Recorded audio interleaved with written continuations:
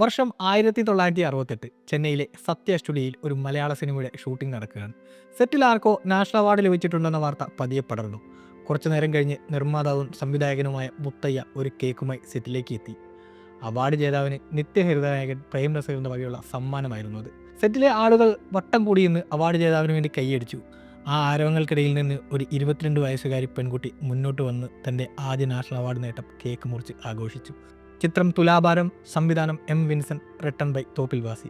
അങ്ങനെ മികച്ച നടിക്കുള്ള നാഷണൽ അവാർഡ് ആദ്യമായി സൗത്ത് ഇന്ത്യയിലേക്ക്.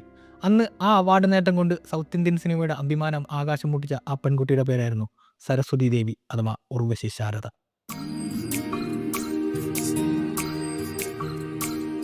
1945 ആന്ധ്രാപ്രദേശിലെ തെന്നായി വെങ്കടേശ്വര റാവുവിൻ്റെയും സത്യവതിയുടെയും മൂത്ത മകളായിട്ടായിരുന്നു ശാരദയുടെ ജനനം. വൈകാതെ കുടുംബം ചെന്നൈയിലേക്ക് ചേക്കേറി.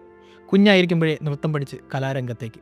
10ാമത്തെ വയസ്സിൽ NT രാമറാവു നായകനായ കന്യാസുൽക്കം എന്ന ചിത്രത്തിലൂടെ സിനിമാ അഭിനയത്തിന് തുടക്കം കുറിച്ചു. 1959 സരസ്വതി ദേവി എന്ന തൻ്റെ പേര് മാറ്റി ശാരദ എന്ന സ്ക്രീൻ നെയിം സ്വീകരിച്ചു. പിന്നീട് തെലുഗു നിർമ്മാതായ LV പ്രസാദിൻ്റെ സഹായത്തോടെ അഭിനയത്തിൻ്റെ ആദ്യ പാഠങ്ങൾ പഠിച്ചെടുത്തു. 1961 നാഗേശ്വര റാവു നായകനായ ഇഡ്ഡരു മിട്ടുള്ളു എന്ന സിനിമയിലെ മീന എന്ന കഥാപാത്രം വളരെയേറെ ശ്രദ്ധിക്കപ്പെട്ടു. 1965 കുഞ്ചാക്കോ സംവിധാനം ചെയ്ത ഇണപ്രാവുകളിലൂടെ മലയാള സിനിമയിലേക്ക് അരങ്ങേറ്റം. ഒപ്പം അഭിനയിച്ചത് സത്യനും നസീറും അടങ്ങുന്ന മഹാരഥന്മാർ. ആ വർഷം തന്നെ ശകുന്തള, മുറപ്പെണ്ണ്, കാട്ടുതുളസി എന്നീ സിനിമകളും ശാരദയുടേതായി പുറത്തിറങ്ങി.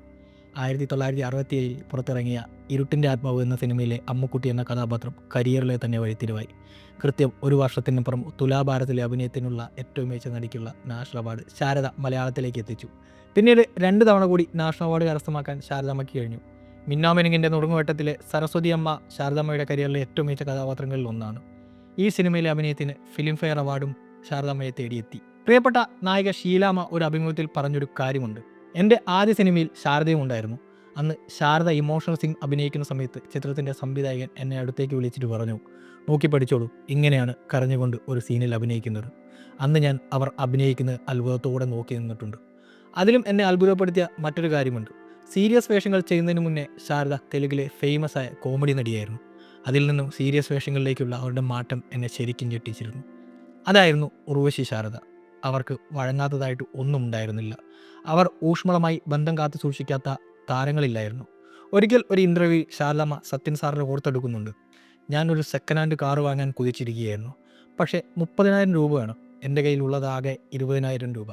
സെറ്റിൽ വിഷമിച്ചിരുന്ന എന്നെ സത്യൻ സാർ അടുത്തേക്ക് വിളിച്ചിട്ട് എന്താ കാര്യമെന്ന് ചോദിച്ചു.